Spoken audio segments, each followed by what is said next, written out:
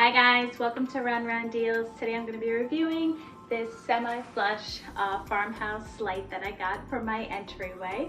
It's a beautiful light. It's got a nice black metal frame around and then it's got a nice frosted glass bottom. You can put any type of E26 bulbs. You can put like those yellow tones if you want, or I like the bright LED ones, so this is perfect.